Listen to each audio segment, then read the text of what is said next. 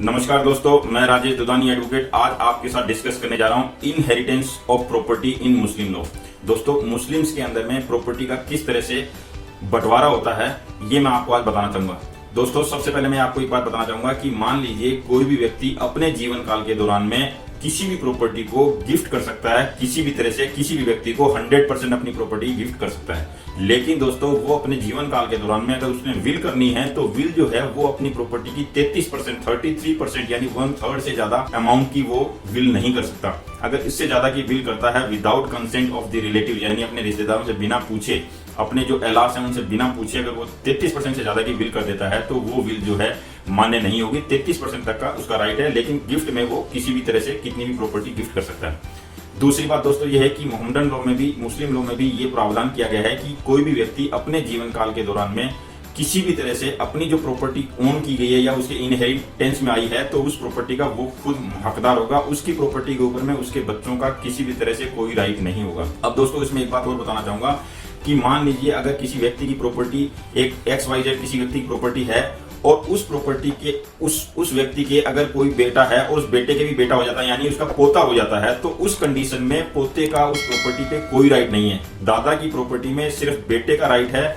और अगर मान लीजिए दादा की प्रॉपर्टी है और उस दौरान बेटे का अगर देहांत हो जाता है तो उस कंडीशन में पोते का राइट भी खत्म हो जाएगा या वहां पे पोते को कोई तरह की प्रॉपर्टी का राइट नहीं मिलेगा। दादा की प्रॉपर्टी में बेटे का राइट होगा और बेटे के बाद ही वो प्रॉपर्टी पोते को आएगी।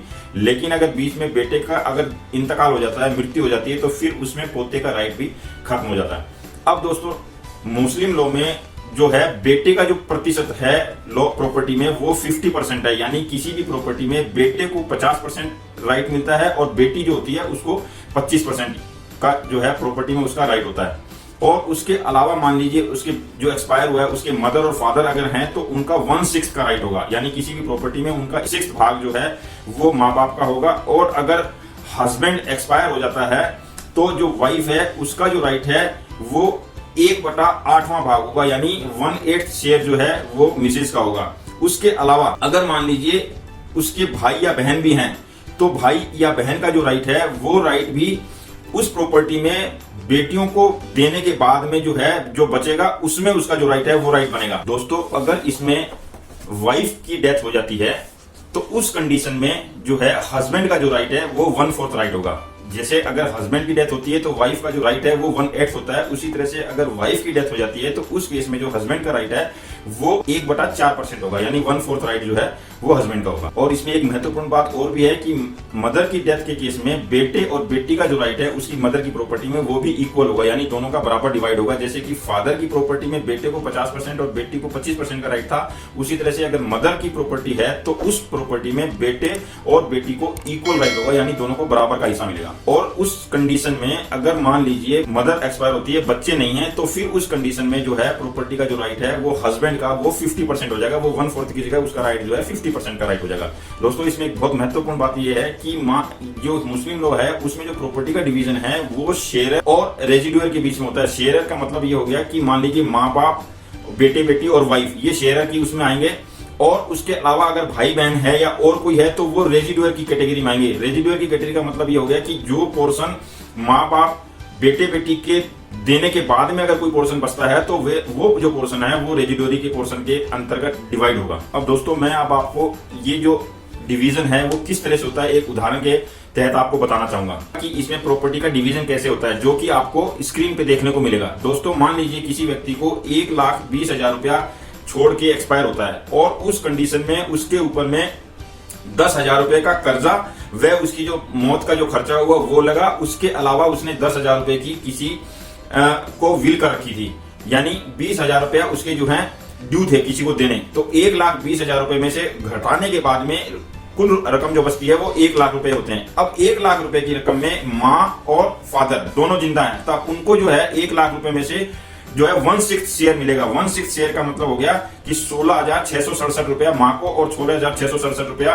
फादर को मिलेगा। उसके बाद में दोस्तों वाइफ जो है वो भी जिंदा है तो उसको 1/8% मिलेगा। 1/8% का मतलब ये हो गया कि उसको जो है 1,00,000 रुपए में से 12,500 रुपए मिलेंगे, यानी ये जो 1,00,000 रुपए है उसमें से 1/6 और 1/8 शेयर जो है डिवाइड होगा। ऐसा नहीं है कि रिड्यूसिंग अमाउंट पे डिवाइड होगा, टोटल अमाउंट के ऊपर में माँ का, पिता का और वाइफ का अमाउंट डिवाइड होगा। दोस्तों ये सारा अमाउंट डिवाइड होने के बाद में अब जो फिगर बचती है वो 54,166 रुपए की फिगर बचती है।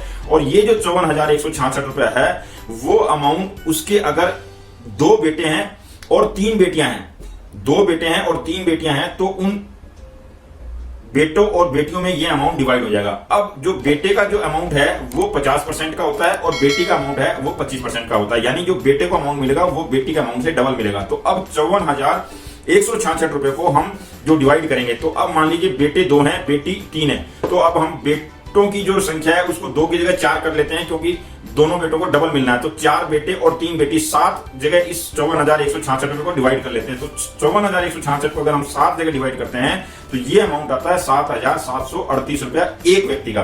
तो यानी कि पर व्यक्ति को 7,738 रुपए मिलेंगे। तो उसमें जो 3 बेटियां हैं उनको 7,738 रुपए एक एक बेटी को मिल जाएगा, 3 बेटियों को, और जो 2 बेटे हैं उनको 7,738 का डबल यानी 15,476 रुपए एक लड़के को मिलेंगे।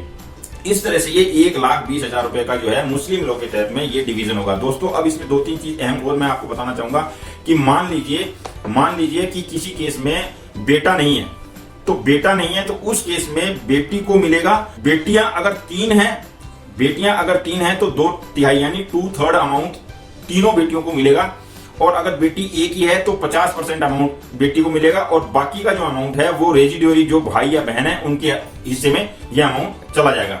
तो इस तरह से अगर बेटियां हैं तो उनको अमाउंट 2 से ज्यादा है तो 2/3 और एक बेटी है तो 50% का अमाउंट जाएगा। और उसके अलावा फिर वो अमाउंट भाई और बहन जो है उनको चला जाएगा, वो रेजिड्यूरी की कैटेगरी में आते हैं। इसमें दोस्तों एक बहुत इंपॉर्टेंट बात मैं और बताना चाहूंगा आपको कि मान लीजिए किसी व्यक्ति के मृत्यु के दौरान उसके 2 या 3 बीवियां हैं। तो दोस्तों जब 2 या 3 बीवियां अगर हैं तो जो 1/8 अमाउंट जो उसके हिस्से में आया था यानी 12,500 रुपए जो हिस्से में आया था बीवी के, उसी अमाउंट में से अगर 2 बीवियां हैं तो उसका डिवीजन होगा, 12,500 का आधा हो जाएगा। अगर 3 बीवियां हैं तो फिर 12,500 में 1/3 अमाउंट चला जाएगा। ऐसा नहीं है कि अगर 3 बीवियां हैं तो उनको तीनों को ही 1/8 शेयर मिलेगा।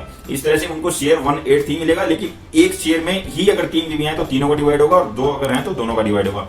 तो इस तरह से दोस्तों मैंने आपको ये समझाने की कोशिश की है ब्रीफ में कि प्रॉपर्टी जो है किस तरह से मुस्लिम लॉ में जो है डिवाइड होती है उनके परिवार के अंदर, यानी जो उनकी जो शेयर्स हैं और जो रेजिड्यूअर्स हैं उनके अंदर किस तरह से डिवाइड होती है। तो ये था एक संक्षेप में विवरण किस तरह से डिवीजन होता है। दोस्तों उम्मीद करता हूँ आपको पसंद आया होगा। अगर पसंद आया हो तो आप इस वीडियो को लाइक और सब्सक्राइब करना ना भूलें। अगले वीडियो में फिर किसी नए टॉपिक के साथ मिलेंगे, तब तक के लिए नमस्कार, धन्यवाद।